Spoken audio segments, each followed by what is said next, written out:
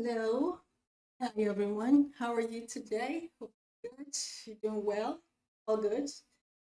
Uh, so today on stream, I'd like to talk about the relationship spectrum. Right? Um, there are three types. But before we do a deep dive into that, I want to ask you a couple of questions. Do you ever wonder why your partner wants to leave a party? Just at the right time that you're having fun, or during an argument, do you wonder why your partner has asked for a timeout, hour or so, just um, to think before they respond to what you're saying?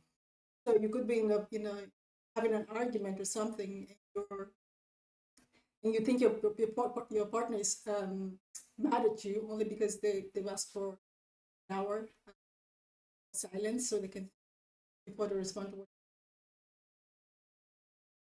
fix. Okay. Um, in order to understand your partner, you have to understand your personality type. So the spectrum I'm talking about is basically AKA personality, right? Um, example, we all know probably know what our personality types are, right? For some people, they think that they think there are only two types. So everyone knows about the introvert and the extrovert, but there's another one that people don't really talk about, the ambivert, right? So this one is right in the middle. Okay, so let's do a deep dive. Let's start with the first one.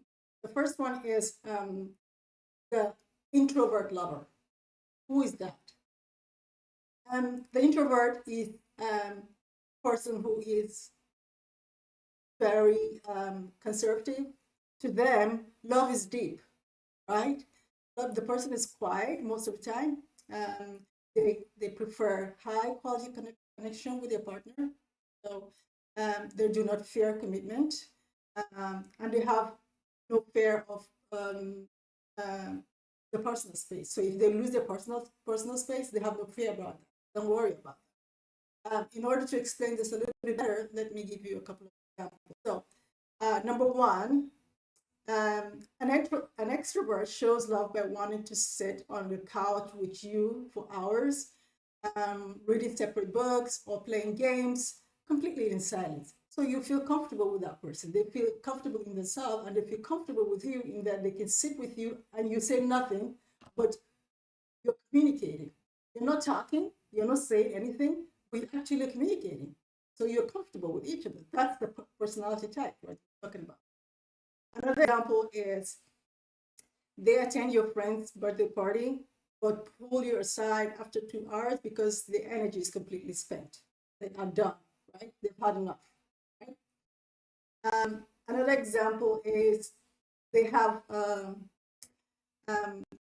instead of public display of affection or massive parties, they show love through quiet acts of service, like fixing your car or brewing your coffee or tea, doing exactly the small things that that you think they're not important. But in this aspect, they are trying to um, um, contribute to the emotional bank. You know what an emotional bank is? This is a bank that you have together as a couple. So you put into it, you commit into it, you put something into it, such as act of service, doing little things. You when you touch your partner, as you walk past them, you give them a peck, or you say nice things. You're um, contributing into that count, right? And this builds up, it becomes full. At some point in your life, you might need to have a withdrawal. You might need to withdraw from that account. But how do you do that? That is when you have an argument, right? You remind them of the things to do. They say, "Oh, you don't do this for me. You don't do that for me." You remind them of things to do. So you're withdrawing and say, "Oh, look, do you remember I did this? Or, you don't do this for me. You never tell me you love me." "Oh, but I did. Remember the most recent one yesterday? I walked past and I whispered in your ear, something like that." So you can put into your account, and you can withdraw from it. So introverts are very good at doing that. So watch out for that. So the next one is extrovert. So an extrovert is A person who expresses love outwardly, they are verbal, they are more secure in themselves. They can be loud at times. That's not necessarily a bad thing. Um, they thrive well in a relationship and they feel dynamic, right? They're social butterflies. They are very socially integrated, right? Um, they are people who are not afraid to express their feelings, right? And they are mostly the life of the party. Yeah, that's just a simple explanation of an extrovert. Let me give you a couple examples. An extrovert shows they are serious about you by introducing you to their vast network of friends, co-workers, family, very early in the relationship. So because they're so outgoing, because they're so comfortable with people, right? If they really like you, they introduce you to their people, friends, co-worker, family. In the early stage of your relationship, they're comfortable. They like you, they want you to be part of their life, and they make it known to you. So they show it, not by words only, but by their actions, right? Um, an extrovert thinks aloud. During an disagreement, they process emotion by talking rapidly and venting.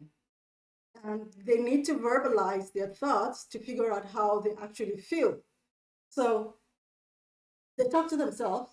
Even when you're right there, they think outwardly, so they think aloud, right? Um, people find that really strange. For a partner who is an extrovert, if they have a partner that is an introvert, the introvert doesn't understand that. They think that, what are you doing? I'm talking to you, and you're talking to yourself, right? They don't get it. But that's just their personality type. That's how they process information or process whatever is going on at the time. So you got to let people be, let them be themselves, right? And if you're in a relationship with them, you need to understand that they're not being rude, right? It's just them. They're just being themselves. So you have to respect that. Um, another example is they love posting relationship milestones on social media, holding hands in public, and shouting out compliments from the rooftops. So I'm drawn to people like this. I don't know why. I, I, I just like them. They're so different to who I am. I'm not an introvert, right? So, but I love those people. I love watching them. They are so crazy sometimes. They do things that I can never do. And I find that really fascinating and interesting. I sit there and I watch them like, oh my God, he's got guts. I cannot do that, right? But that's the attraction for me. I like people like that. I feel drawn to them like that. If I'm seeing someone that's an introvert and he, he's always quiet, we sit down for some time, there's no talking, I get uncomfortable. That's just me. Right? That's the way I am. It could be different for you. That's not a problem. So I find it hard to be in a relationship with introvert, but they're not bad people. It's just the type of personality. And if you're dating someone like that, you need to make sure you're ready to learn. You need a lot of time. They need a lot of time in order to express their feelings. I'm the kind of person that I will tell you right straight up, right? This is how I feel. You don't like it, fine. But they are very slow at communicating their feelings. So you got to make allowances for them. Okay. Okay. So the last one, the last spectrum is ambivert. This is me. This is my personality. And what are we like? So an ambivert sits in the middle of an extrovert and an introvert. They act as relationship chameleons, right? They they can easily frustrate partners by their needs entirely depending on the context, environment, or mood. Let me give you examples to help you understand this. So on a Friday night, they are the life of the party. They dance and talk to people. On a Saturday, they completely go to the world, refuse to communicate, and stay in the bedrooms. That is me. I do that sometimes. When I go to a party, oh my God, everybody is going to know that I'm in the house, right? I talk to everyone, especially those people hiding in the corners that are really not social people. They don't like to be really talking to people a lot. You see them standing alone most of the time during the party. I go and draw them out. I love that. I want to make them feel comfortable. So I try to help, right? Some people will say, no, I don't want to talk. I don't want to interact with people. No problem. I can sit with you and talk to you for a little while just to make you feel that you're not alone. That's the kind of person I am. Another example, they love hosting an intimate dinner with four close friends, but would get anxious or shut down if you surprise them by inviting 20 strangers. That is me. I'm fine if we have four people, six people, maybe 10 people. But if you invite other people without telling me and they just show up just like that, oh my God, I freak out, right? It's a bad thing. It's just the kind of personality. So you need to know what your partner can handle, what the limits are. And you respect that. It's all about respect. Um, Another example of an ambivert is they can happily play the extrovert to your career goals and family reunion, but they will require 24 hours of absolute uninterrupted solitude from you afterward. So I'm happy for you, to go to your office party. I'll be your plus one. I'm happy to do that. I'm happy to go to your family events. I don't have a problem with that. But when I need my personal space, you got to give me that.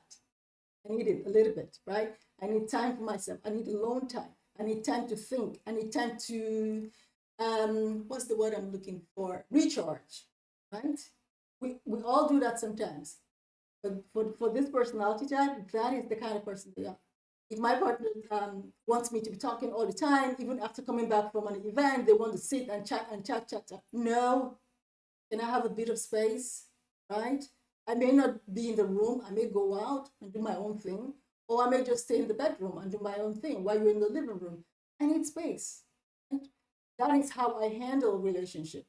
We all must have our own things in relationship. You must be able to have your own time out that you want to do something without your partner. That is healthy. There's nothing wrong with that. Okay? For me, it is part of who I am. Okay, for example, sometimes they need to vent and talk through issues immediately, like an extrovert, even though they're not. Okay, but other times they need to go solo. Go for a solo walk or take time out, leaving their partner guessing which version they are getting. So the partner is sitting there thinking, so which version am I going to take? Am I going to get when she comes back? Sometimes I want to talk right there and tell you straight up, this is what you've done and all that.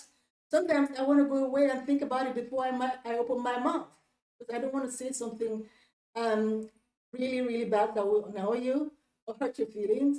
So I want to go away and do that like an extrovert does. Like, they go away, they digest the information and they come up with a response for their partner and they come up with a better way to handle the situation rather than straight up acting right there and then and causing a lot of trouble. Right? So just a reminder of the golden rule, right, is that none of this personality type or relationship spectrum is superior, right? There is no high and mighty personality here. We're all different, right? Success in love relies on managing your own energy boundaries and respecting how your partner recharges. Well, so you need to know this is the kind of personality I am. This is the kind of person I'm drawn to. When you meet someone, especially at the early stage of relationship, you meet someone and you know they're introverted or extroverted. You want to sit down and understand what that means because so that you prepare yourself for what's coming. Because if you don't know the personality type and you walk straight in without actually thinking and planning on how you handle things when they arise, you might go in as an extrovert expecting them to be exactly like you. To me, I find that really boring when I meet someone that is exactly like me. But that's just who I am. I like a bit of difference, right? I like something the opposite. For like opposite attracts, right? That's something in physics or something. Um, when you're similar, you repel. But it just depends on who you are. For me, that's the way I handle things. But what about you? How do you handle things? What's your personality? What's your spectrum? Right? You need to think about that. So this is what I wanted to talk about today. I hope you find out educational and entertaining. I hope it helps you with your future relationship.